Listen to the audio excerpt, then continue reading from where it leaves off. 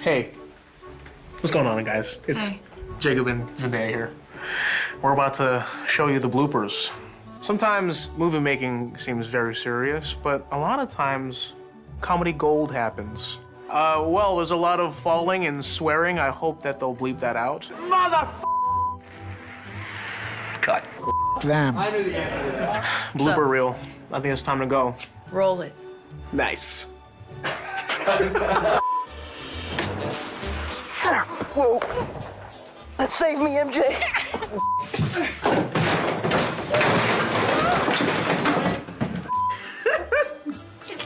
Okay, meow. You've been rolling this whole time.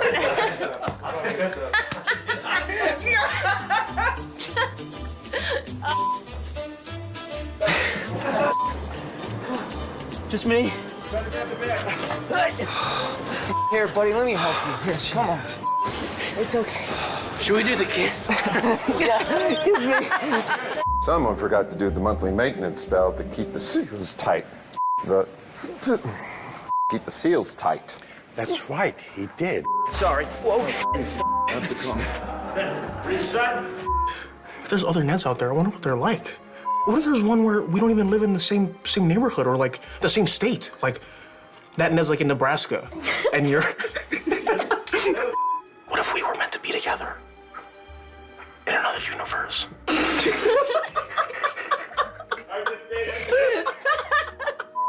You got a spider web on you.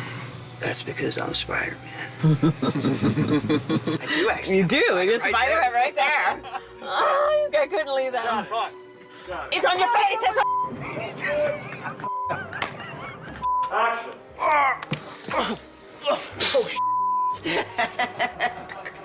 There's a electric man, a sand man, there's a dinosaur man, there's an octopus man, and then there's this old man. Sorry. It's like he it was so good. Let me do that again. That's funny. So good.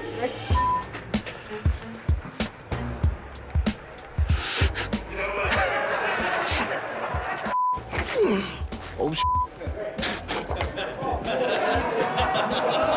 Yeah, sorry.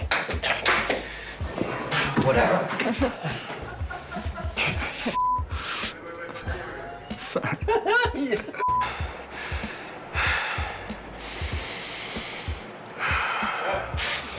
It is weird staring at you for that long.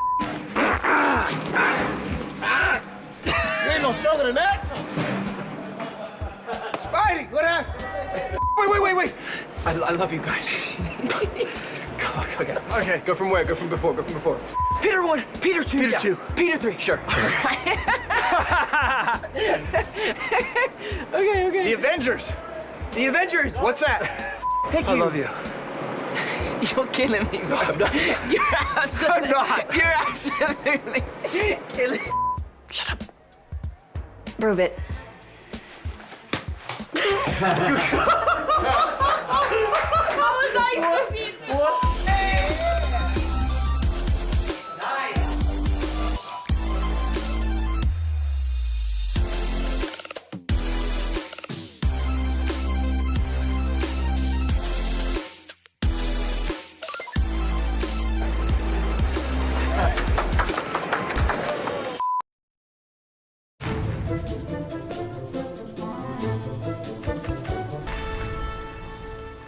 It's amazing for me to be here with you two today because, I mean, I remember going to the cinema to see your first film and the second one and the third one. I remember I watched your first film. I was in Wales. I was shooting a film. The perfect place to watch. And I watched your film, and I remember saying in an interview years ago, I was like, my dream role would be to play Spider-Man, and to be here today with you two is, like, mind-blowing. I can't quite believe that today is finally here, so I just can't wait to get to work. It's such a perfect full-circle story. I'm just honoured to be a part of it, really. When they called initially, I was like, finally. I just feel grateful. I got the call and I was really open immediately about coming to do this, not without nerves and like, well, what's that look like? And, you know, what would that experience be? But to get to show up with beautiful, talented, creative people and play together, it's just like a yes. It does feel just like a very fortunate turn of events to get a call like that. The nerd in me, the fanboy in me, on so many levels said yes. I think one of the things that's exciting that we're exploring in this film is finding each other within ourselves and how weirdly us finding each other in this other dimension, we kind of heal things in each other and we challenge things in each other, or we represent parts of ourselves that maybe we've lost, and like that sharing a brain thing is kind of a fun thing that we get to play with. It's interesting in the rehearsal today, like you would talk about something that was something that you clearly thought about while making your movies, and you would talk about something that was clearly something you thought about, but something I had never thought about. I was like, wow, that's so interesting to think about the character in that way. So it's been an amazing process so far.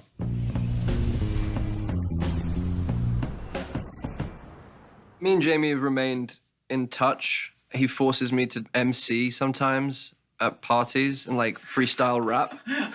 And it always goes really well. Please. Really well. I think we should see something. Just to get a chance to hang out with him again and work with him again is really cool. But, you know, of course, like, my favorite villains are Alfred Molina and Willem Dafoe's versions of Orc and Goblin. So it's like, just to be in their presence is kind of cool. First day in, going up to the set, just saying hi to folks, and then out walks Alfred Molina, out walks Marissa Tomei, Willem Dafoe, Tom, and then Jamie. I was just like a kid in a candy store, feeling all energized and perked up and ready to play. It's like an actor's dream. The beauty of making these films is that we're so lucky that we get to work with people like yourselves. So it just, for me, just means I get to learn from more people. I think the best way to learn is to watch. And for me to watch them the way they work is amazing. And it's a bit of a masterclass for me, so I couldn't be luckier. I'm so excited that I get to watch how you work, and even like watching the little scene you were doing the other day with Willem, it was like, oh, that's how, oh, that's interesting. Oh, it was like cool. So it's like it's a mutual kind of mentorship, menteeship, and you don't know who's the mentor and who's the mentee at different points. It's like a lovely mutual kind of learning, which I don't know, I just love working with actors. So yeah, it is a dream in that regard. From a choreography standpoint, it's interesting because Spider-Man's never fought with Spider-Man before. And I think what we want to try and explore is an element of us trying to figure each other out and figure out our each individual unique styles of how to be Spider-Man.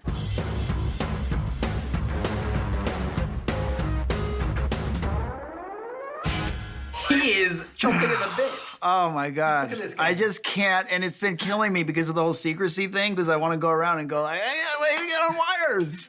I'm open for anything. I'm ready to go. And that's about it, to be honest with you.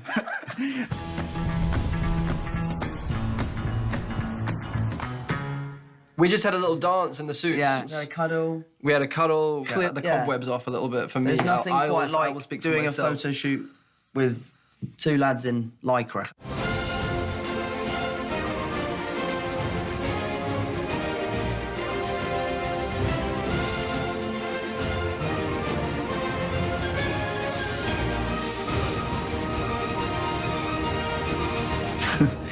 The suit can definitely be like a challenge at times when you got to get in the full thing. But then like getting comfortable in it, there is something fun. Yeah, it just helps as an actor when you get in your costume, you begin to like feel it more and embody it more. And I'm still processing. It's all happening still. I'm catching up. Yeah, this only just happened. But objectively, you got pretty free pretty quick. Oh, yeah. In that suit. That's true. Yeah. You started to feel pretty at home. Yeah, I did. Started dancing pretty quickly. I did, yeah. It was wonderful. I have no explanation for it. It just did Instinctual. it. Yeah. It releases something. It just did it. Yeah. We were talking about like the idea of how cool it is to wear the Spider-Man suit, but in reality, it takes 3 people and 5 shoehorns and a lot of talcum powder and oil and like 45 minutes. Are you still using talcum powder? I'm still on like the secret. The talc. Yeah. Go on. I'll tell you what. We'll catch up. Figured it out. Oh my God, why are you holding out on me? It's so good. It's very inelegant let's say. And so like by the time you're in it, you've forgotten all of your excitement and you're just wearing Lycra. And then you see Toby and then you see Tom and then it's like, oh yeah, no, this is fantastic. Where are you using your talcum powder? I'm not really using talcum. Oh, okay. Because that's how I started off. You were actually talcum powder, yeah. Yeah. On Civil Did you War, never I do was that? full Never talcum used powder. talc. Did you? I did, yeah. Yeah. After a while, at first I didn't with the First I didn't. wham. Then I started to do that. Yeah, that's correct. No, the way to get your boots on is we have these plastic bags that I put over my feet. Slippery. And then they slide right in. Slide But in. the only thing is you get mad sweaty feet. Tell me it's- more about that. So it's not nice when you take your shoes off at the end of the day, but that is the way thank I've been you. doing it. I've Thank only you. figured it out on this movie, Wow. but it's changed the game. Thank you. Thank you. Yeah.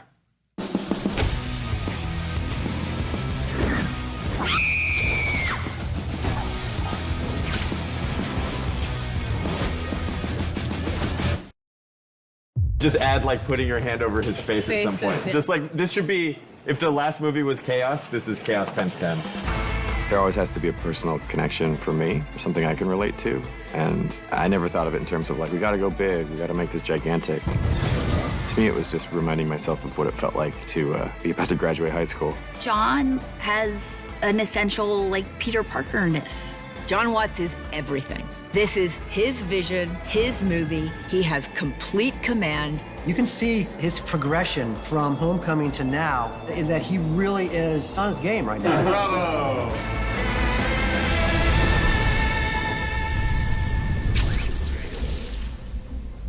So do you like make your own webs inside of your body? I feel like you're teasing me right now. Yeah, he's not teasing you. It's just that, you know, he can't do that, so. I was just trying to not get fired on the first one. It was a private conversation. I don't like joking about this. It was hard for me to talk to you about. But they were high school movies to me. So I thought if you start sophomore year, you could do sophomore year, junior year, senior year, one movie at a time for me. And now it's senior year. John Watts just rolled up his sleeves and brought this tone that felt a little bit younger, a little bit more subversive in a comedic way. He brought this quirky sensibility. John Watts came in and he said, I want to do it like a John Hughes movie. That was entirely his idea from the very beginning. This is sort of his Breakfast Club. This is kind of his journey into that arena. John has this incredible ability to relate and then show the world that kind of teenage perspective. What was really interesting about it for me is John's sensibility of this almost high school comedy wrapped into this Marvel universe. What I think separates his versions of Spider-Man is that it's not serious. What I love about John Watts is the way he's able to undercut the seriousness of the films by layering in that these kids just want to go to college. He loves bringing out the humor. He's encouraging us to improvise and to kind of throw in. When he's got the takes that he wants, he'll always say, okay, one more just for you. Do what you want to do. Now let's have some more fun, or do whatever you want. He always gives you an opportunity to play around. One more like that. That was amazing. I've watched you from deep behind Norman's cowardly eyes, struggling to get everything you want while the world tried to make you choose. Gods don't have to choose. We take. Great. Last one, Goblin's choice. And so he's always letting us improv a few takes on different lines and finding the scene so that we could breathe some humanity and life into those moments. Have you been listening this whole time? Hi, Happy. You have been listening ever since you stepped on my hose. I didn't. Maybe it's broken. John is amazing. Just how skilled he is with putting these movies together while not losing connection to character and what's going on and the emotionality of it. He really handles that so deftly. I really enjoyed that, and making things funny, no matter what it is, which is a lot of fun. Ready? All right, what'd you think?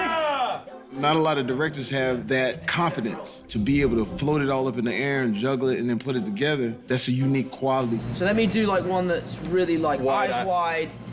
Yeah, just from the top. Okay, let's try that. John is really good because he's tough, he's clear, he has vision. He's a real filmmaker, but he's also loose.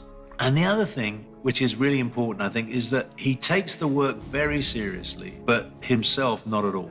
I feel like if that's like any indication of what he is like as a director, he's just very smart and like he knows what he wants. Not a pushover, not afraid to say, that doesn't work. No, nah, don't do that. I don't do this because he has it in his head.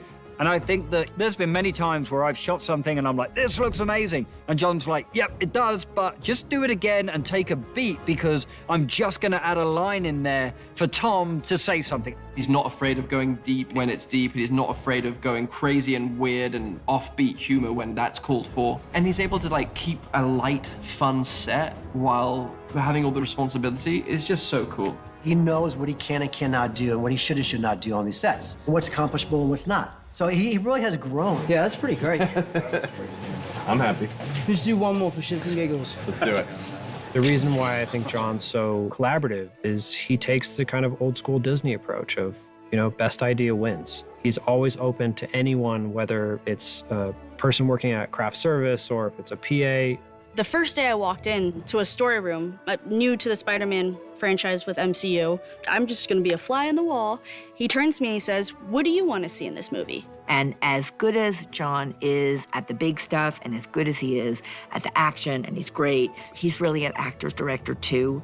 Working with John has been great. He's always just been open to suggestions and just open to conversations. And sometimes they happen the night before, the weeks before, right before we start filming, or, you know, second the day starts. I like to come on set now because even days that I'm not needed here, I come on set to watch because I love learning and sitting behind John, and hopefully one day I'll be able to direct something. So, I mean, no better place to learn than right behind our very incredible director who loves to answer my questions. He's never above just putting himself out there, being with the actors as they're trying to figure it out. On set, we collaborate. He gives me line readings that are so good. And then at the end, I think it looked back, it's like, Somebody's coming with me. Someone's coming with me. Yeah. One of the reasons I enjoy working with John Watts so much is because there's a tremendous amount of freedom within the parameters of what the day's work is. And I think that's what has made these movies so much fun to make. These Spider-Man films wouldn't work if John wasn't that collaborative.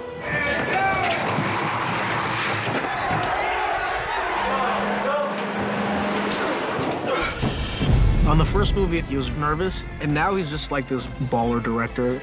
You know how people kind of level up in a video game? That's sort of John Watts through like 3 movies. John Watts has done such a wonderful job of creating this genre of superhero movie that kind of hasn't been told before.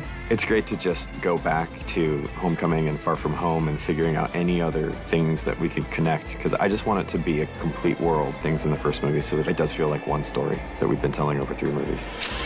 It's really nice to have a level of that like positive reinforcement of like, oh, you didn't completely it up, you know, screw it up. Sorry. Yeah. What is this one soundbite that will actually be in this that you want me to say? When I get in a room with John and our producers and they're talking, we're gonna have Toby and his Spider-Man, and we're gonna have Andrew and his Spider-Man's gonna be there. I was like, no way. All right, let's do this.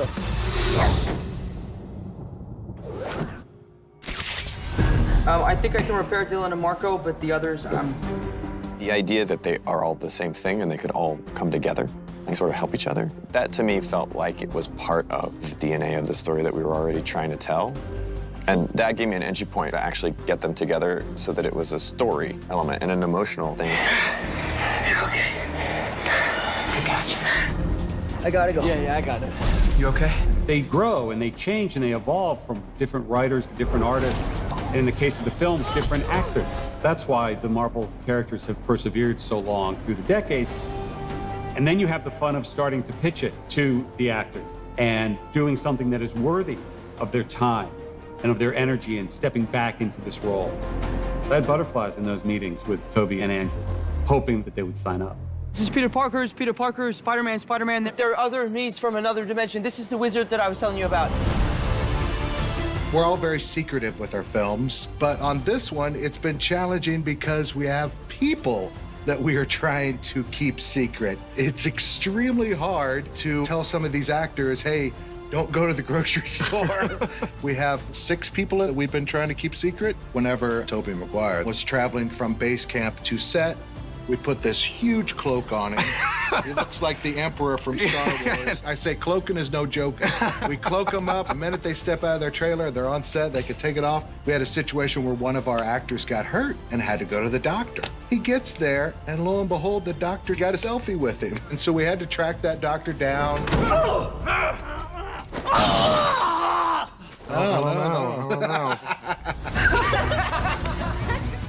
Tom, Zendaya, Jacob, and John. It was like me and Toby arrived and all of their arms were just kind of open in a way that felt respectful, really caring, really loving, and gave us a lot of freedom to create what we wanted to create. Crawl around. Crawl around? Do it. There was just such a kind of open-hearted coming together and embracing of each other and supporting each other. It was really beautiful. So we all share something that no one else really understands. And I think for the three of us, it was so nice to be able to share that with someone. I can still hear her voice in my head. She told me that with great power comes great responsibility. They're all so good. To have those three brilliant guys together, having fun, it was a dream. The last night we were filming, there were definitely a lot of tears shed. I just burst into tears because it was like your whole life. I feel like they were my three sons through different periods of my life. All right, 1, 2, 3. I love them both very much. And to work with them and to see them in their suits and to laugh and joke and swap stories about their experiences and my experiences is honestly the highlight of my career. All right, I gotta go find Ned and MJ there. Go. I guess I'll see you. Get out of here. I'll see you later. All right. You know where to find us.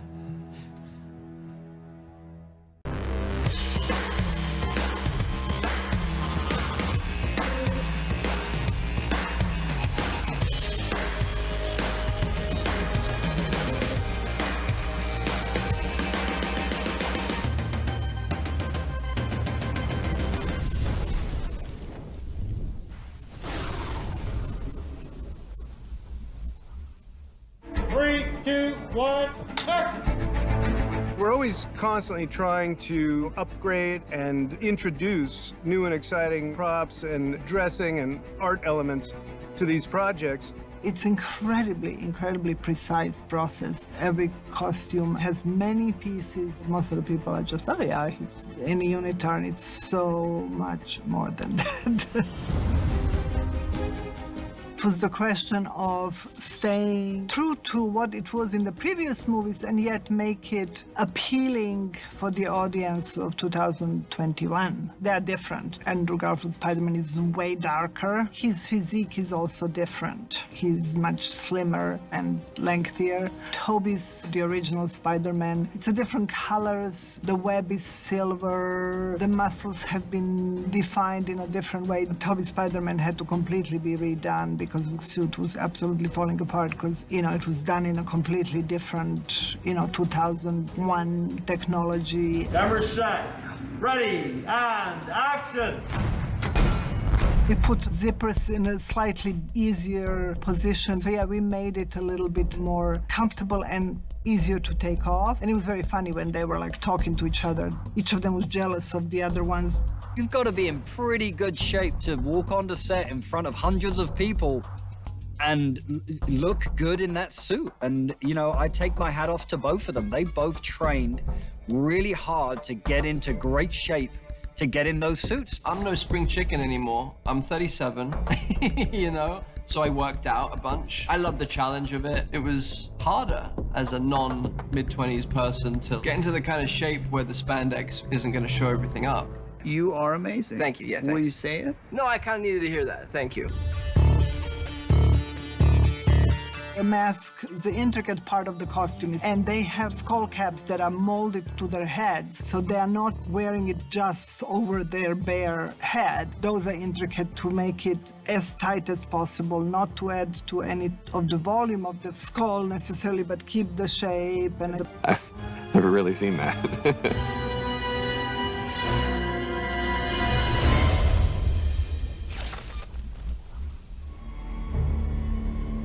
It was just thinking about What would be fun to see? Visual combinations that you never thought you would see? Who are these guys? How great would it be to see Alfred Molina again? Get to see Willem Dafoe without the mask. Having Jamie get to come in and make him not blue.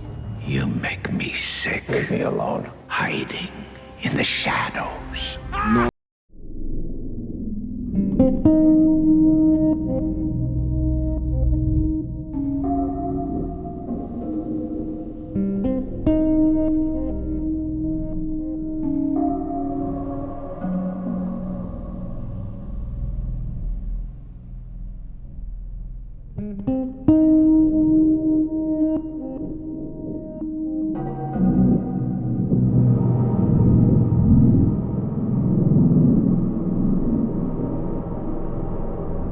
Becomes the Goblin, he is terrifying. And in the rehearsal, he starts doing the laugh and he's saying all of this different stuff about how much he hates Peter Parker. And we're doing this fight scene. And I just became like a 5-year-old kid again, watching him in the theater.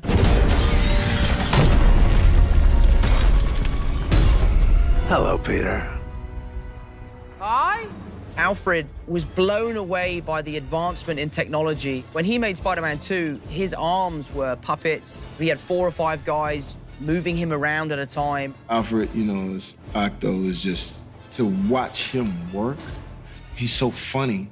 Once they say cut, I mean, bro, the jokes and everything like that is just like nonstop. Is that 40 with a GH or? Yes. Okay, got it. All right, roll it.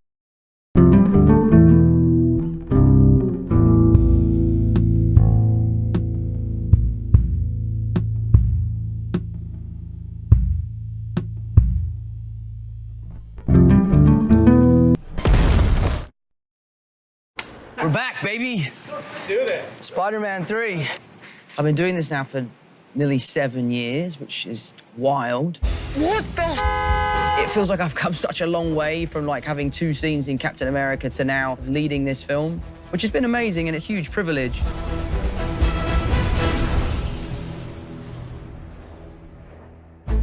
The audition process, it still blows my mind how crazy that whole thing was. Oh, okay then. I look back on it and it was definitely the most stressful time of my life because I didn't know whether my life was about to change and I wanted to be able to play this character that I'd grown up loving and admiring. I don't think it was ever a question about who was going to be it from the first second. He was funny, self-deprecating, innocent, and he had a terrible haircut from some other movie he was doing. What are you doing? Tom inhabited the character in a way that I don't think any of us have ever seen before. The passion and the level of depth which he brings to this character and the commitment that he has to it has only increased over the years that we've been making these movies. And his enthusiasm and sense of protecting Peter and exploring different parts of Peter has been unbelievable. That's what we do. Right, all right. Who's ready to make a movie? Roll camera. Yeah. Watching Tom through this journey from the first movie and to now has been so rewarding. The first movie is about Spider-Man really wanting to prove himself to Tony Stark and working so hard to do that that he ends up screwing up and making things a million times worse. Like, that's just exactly how I felt on the first movie. Tom and I both felt the same. Like, where are we? What's going on? This is a crazy opportunity. Let's not screw it up. This is insane. Look at this thing. Look. We both grew up together. I don't feel like it was a parental role. I felt like we were all the kids. What's interesting in the previous films is that he really has been the Spider Boy. What about me? What about you? I mean, what if Mrs. Stark needs me or something, or I don't know, something big goes down? And this film is about him becoming Spider-Man. It's about him growing up, making his own decisions, and stepping up to the plate as a full-blown Avenger. And it's been really nice to kind of have that dovetail between myself on Spider-Man Homecoming and now who I am and who Peter Parker is in Spider-Man No Way Home. There's not a lot of states where you could do that, where they have the facilities and they have the equipment to manage that level of production. You won't know that it's not in New York when you see it.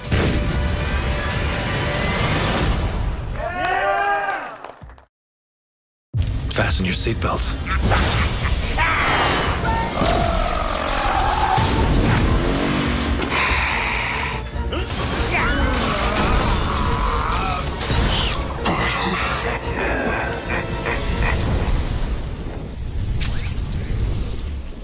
I remember when I told friends I was going to make the original Spider-Man, a movie that I really wanted to make, and I actually competed to get the role. They were like, really? Really? You want to do that kind of movie? Because there wasn't a standard then. It was still quite early when they were adapting comic book movies. Now it's a whole different world. You know, when I heard it, I thought, wow, that's pretty nutty. But I thought, okay, they can figure out a way to bring me back. But it was really the pitch, and it sounded like a lot of fun and a good solution.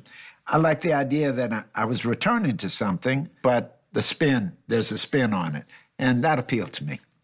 For me, it's just about the money.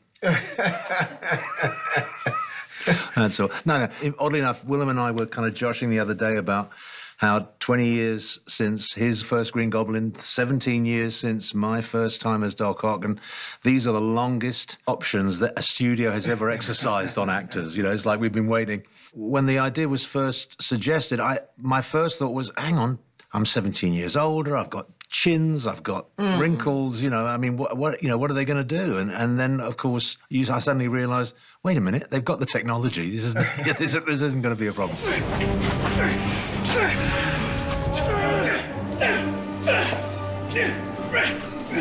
And the Tom Holland of it all. Tom Holland, man, here's the crazy. Good. Here's the thing. The young kid of him and his eyes. When we first got on the set, I said, look at this dude's eyes. And when he's, at one point, you'll see it, but he's trying to figure things out. That's what makes it amazing, because it's like he's basically torn. He wants to be cool with these guys, but at the same time, they really want to, like, eliminate him. And then here's the thing. It's like, because you're filling big shoes. You know, because we growing up with Toby, you know, like, man, I was like, when Toby hit that wall the first time, I said, oh, shit. I was like, oh. So you think to yourself, like, will there be, you know, and here comes this young guy with this fresh face and is really, like, in tune in every aspect, even when he's doing anything.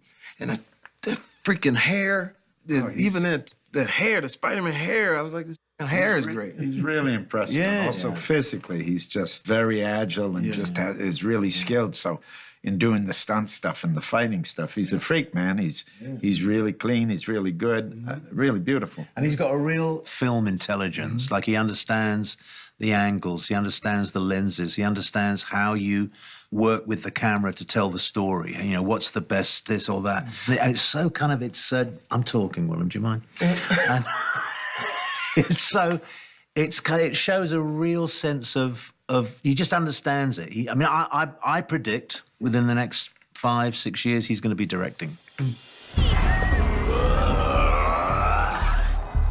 Let me see your hands, please. The main difference between that film and this one is that the tentacles are all kind of CG now. They'll all be superimposed on me at a later date. Whereas in the original movie, they were mechanical, and I had them, like, you know, attached to me, and we had puppeteers working them and stuff. So that's the big difference. You want to know the truth? Nobody knows how uncomfortable those costumes are. But they look good. We are actors. You forget about the discomfort, and, you know, it's part of it. But the costumes are much more comfortable than they were before. I remember the initial fitting to create the costume for the Green Goblin. I stood there for 8 hours, and they put different preformed pieces on me. Now, they scan me, and they can design it, and then make the costume, and then try it on me. It's a huge leap in the technology. And they're more flexible. We can do more things with them. The look's a little different. Old Norman and the Goblin are further down the line, and they have a few more tricks up their sleeve. So there have been upgrades on the costume, let's say. I'm happy we got a brand new star, a brand new look. The blue, when we did it the first time, it was look, man, I didn't care. I was just happy to be, you know, in this wonderful chorus, and it was like you said, it was, you know, sort of like 2 or 3 hours or whatever like that. But with this, it's fly. The homies is like, okay, we get you now. You know, when I was blue, they still roll with me. But like, okay, you blue. But with this one, it just feels more comfortable, and I think it feels more today, modern, like, you know, not trying so hard. Like I sort of related to R&B. Back in the day in R&B, you used to have fringes on your outfit and shoulder pads and things like that. Now you can sing, you know, so it's like now we're just singing.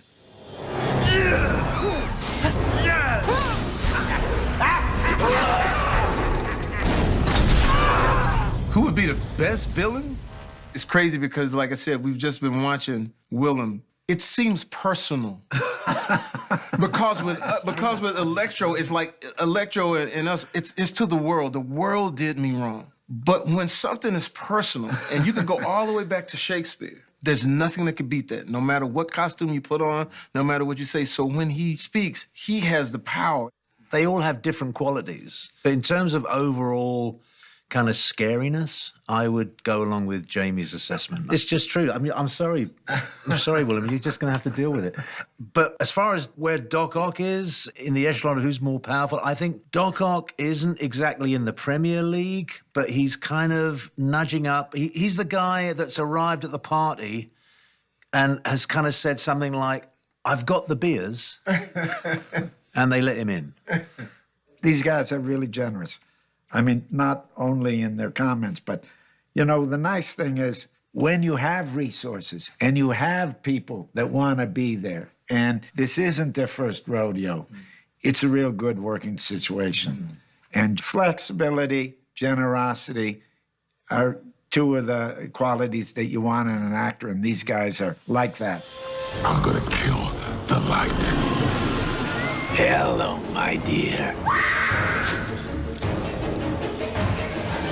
But there's a part of me that misses the moustache twirling, I must say. I mean, there's a very long tradition of British actors coming in to play villains in Hollywood. You know, it started with... Not only British actors. That's true, but, you know, it's like, you know, I keep thinking it's like, oh, we need an accent. You know, let's get, let's get someone in. Son of Terrell. That's right. Kneel before out. Had to step outside? Yeah, that, I get it. But the thing about grounded villains is that so many of them become villains almost reluctantly, almost in spite of themselves. You know, an accident happens or some terrible tragedy and it transforms them. And that's what makes them very playable.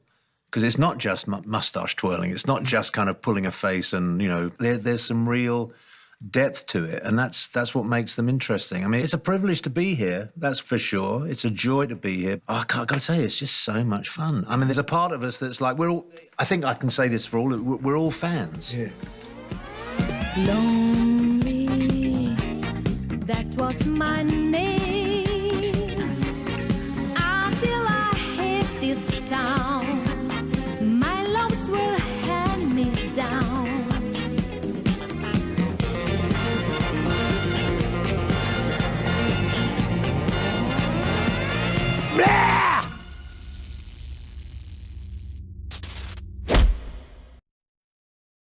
And action. Oh, what he has wearing? Trips, Jacob, you are a walking mess. We have the coolest job in the world. You should just swing me, yeah. Okay, we can take the subway. We get to do some of the most exciting things that anyone could ever hope to do. The impact of being a part of something so big, it really has shifted my perspective on the world. Let's catch some multiverse, man. The fact that we all really do love each other really does come across. We started the process for the first movie in 2016. So the fact that 4 years later, we're still doing this, it's really fun to be wrapping it all up.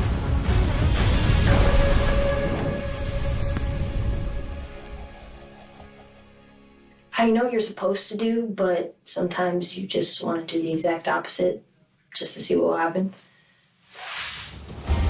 I've always been a fan of Spider-Man. He's always been my favorite superhero because I think at the end of the day, he is just a kid and he has to live this double life. In many ways, I can relate to that. Having started in the industry so early and really just like, I'm just a kid, you know, I'm just figuring it out as like having this other extraordinary, crazy life simultaneously. So I've always connected to Peter Parker in that way. And I think everyone can. With MJ, it's been really fun. From the first movie being this guarded, quiet, mysterious character that we know nothing about, to watching the love story begin with her and Peter at the end of Far From Home, and then now seeing how being with Peter has really opened her up But he brings out this like hopeful, positive, more gooey side of her. And I think it's really sweet to watch how they bring out these different parts of each other and rely on each other in different ways. Making a movie is a long process in general, so you really hope you're gonna like your castmates. Thankfully, we all do, and hang out with each other outside of this. All of us kind of grew up together. I mean, we all met when we were like 19, 20 years old, and now, you know, this year I'll be 25. Whenever you get us back together, we always pick up where we left off. And sometimes it's a nightmare for John because we can be quite hard to control because we're just having so much fun. But that comes across on screen and it adds a level of chemistry that actors just couldn't sort of bring to life. We have these experiences that only we are there for. Yesterday, it's me, Jacob, and Tom. We're sandwiching Tom as we're swinging from a scaffolding. That's Wednesday for us. So it's very special, and I think we're all lucky to be able to be doing it with each other because we all care so much about each other. That was pretty cool. I definitely think we're back there. Yeah, we should. I mean, it's just all happening so fast. You're gonna be famous, which means I'm gonna be sort of famous, and we're gonna be rich, and Emma will finally talk to me, and oh, see how hot I'm here? I'm really hot. I was just out of drama school, and I had done nothing. And, you know, Tom and Zendaya were well in the industry at that point. I was so nervous because the people my age were already way more successful than I was. And to have them really help me get to where I am was a lot of the reason why I'm here. It's easy to just be dumbfounded by everything as Ned. You're the Spider-Man from YouTube. It was a lot of being young and innocent and not really knowing where or how life was gonna go. He's sort of the fan's window. Can you spit venom? No. He just represents everyone who would love to be a part of that world. A gang with alien guns run by a guy with wings, yeah, they have a lair. Badass. Having Toby and Andrew on and getting to know them was one of the highlights of my life. I was absolutely petrified because I didn't know what it was going to be like. And I was really grateful that Zendaya and Jacob were there because they felt like my little team. They were like my hype men on the day. It's such a full circle thing for myself to be in this moment. Because we all knew that we were saying goodbye to our characters as we know them. Should we pick this up? That would be wonderful, but they will never be the same again. I remember we were filming it and they were going, cut, right, we got it. And we're like, we haven't got it. You need to go again because we don't want to say goodbye. We don't want this to be over. And I look back on it now as a fond memory, but at the time it really felt like I was saying goodbye to what might be the greatest chapter of my life. I would do anything to go back and relive that day. Yeah.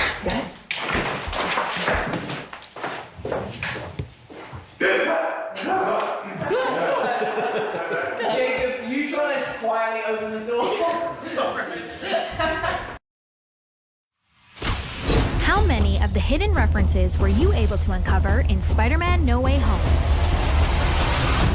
It's time to test your skills in the alternate reality Easter egg hunt. From the crowd we hear, You're just a kid? calling back to Spider-Man 2 when Toby's identity is also revealed after stopping the train, and one of the civilians he saves says, He's just a kid. Peter and MJ swing past a Rogers the Musical ad, the Broadway musical Clint Barton attends in the Hawkeye series. MJ, I'm so sorry, but I can't see anything. The Times Square billboard reveals the half Spider-Man face image that was used to reveal when Peter's Spider-Sense was activated in the comics. The Roosevelt Island tram in the background behind Peter and MJ is the same tramway where Goblin forced Toby to choose between the tram full of civilians and MJ in the finale of the 2002 Spider-Man. Don't do it, Goblin! We are who we choose to be. Now choose! Is Peter's use of web and manhole cover a moment of foreshadowing? Andrew Garfield's Spider-Man was last seen on screen in The Amazing Spider-Man 2, using a web and manhole cover to take down the Rhino. The deli that's behind Peter and MJ is the third Del Mar's establishment to be featured in the trilogy. The first deli...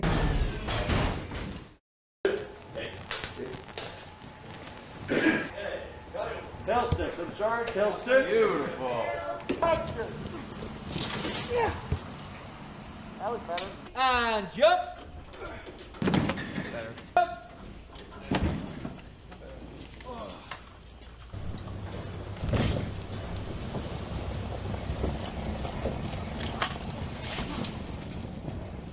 No wires, part belly. Give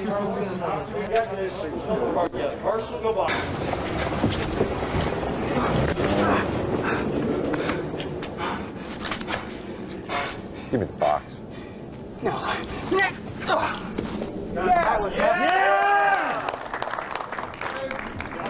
All right, Spider-Man.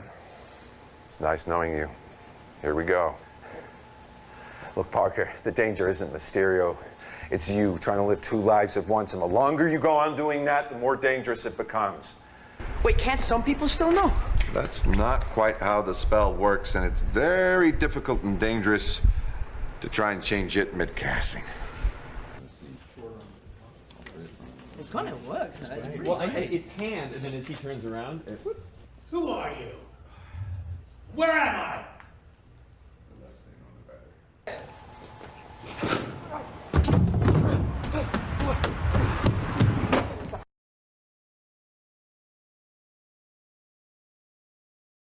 I'm just gonna move his head so I see your face the whole way. Okay.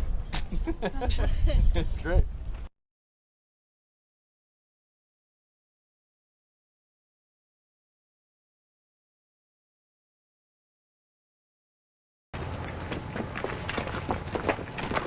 Hello, Peter.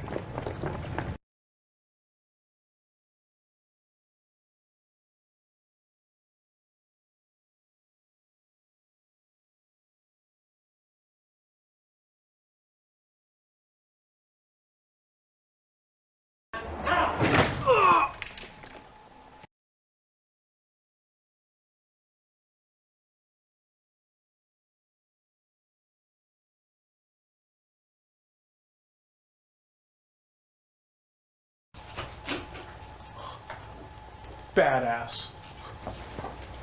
My name is Dr. Otto Octavius. Peter. No. There's no way your name's Dr. Otto Octavius. That's ironic. Wait, seriously? Yeah.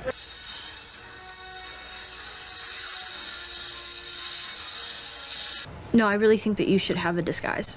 An effective one, but also one that's funny.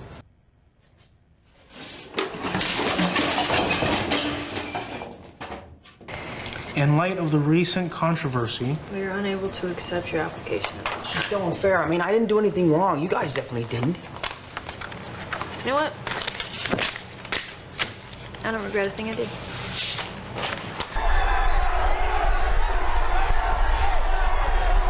I know. Thank you. There we go. Where's me? Where the hell are we?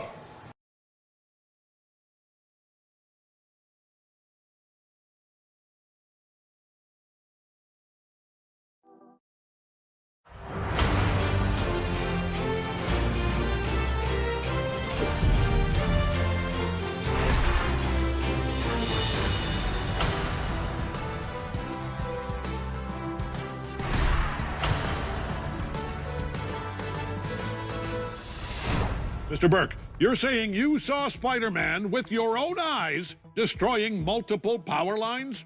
Well, technically, he did destroy those power lines. Well, there you have it, folks.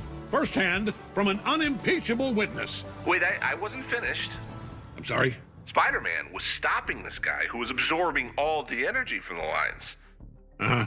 Spider-Man stopped that dude, and then he spent the whole night repairing the damage. I saw it all. It was amazing. We'll have to circle back and confirm this, folks. Meantime, I'll speak with my producers and see if we've checked what's in Mr. Burke's thermos. We'll be right back after a brief word from Daily Bugle Supplements, the only other daily fix you need. And we're out. Okay, which one of you former employees vetted that nut job?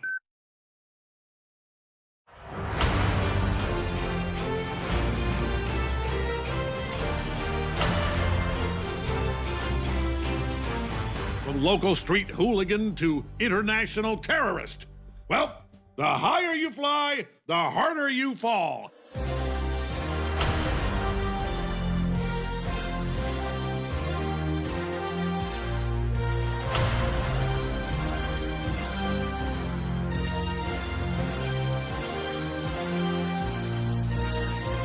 Incredibly, This shocking revelation brought to light by yours truly has only raised more questions about the secret life of Peter Parker, a.k.a. Spider-Man, a.k.a. the Spider Menace. But rest assured, dear viewers, we here at the Daily Bugle will not rest until we've uncovered the truth behind his web of lies. I'm J. Jonah Jameson. Good night, and God help us all.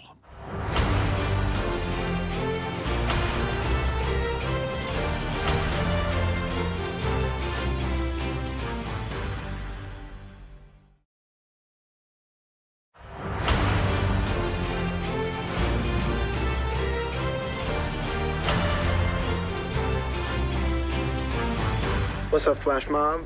I'm here coming at you, and I want to say thank you to everyone who's pre-ordered the book already. You guys are crushing these pre-orders. I appreciate it. But now, if you want a copy of the book early tomorrow at 3 p.m. here at Midtown High, you can come and get your own signed copy by yours truly. So stop on by. I'd love to meet you all. I wouldn't let this kid near a dog park, let alone a public school.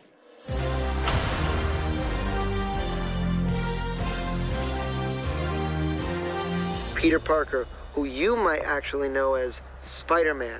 He and I have been best friends for years. I mean, this is a school that we went together for years now. I mean, he's constantly following me up those steps, and, you know, we get into trouble, we do what we can, you know.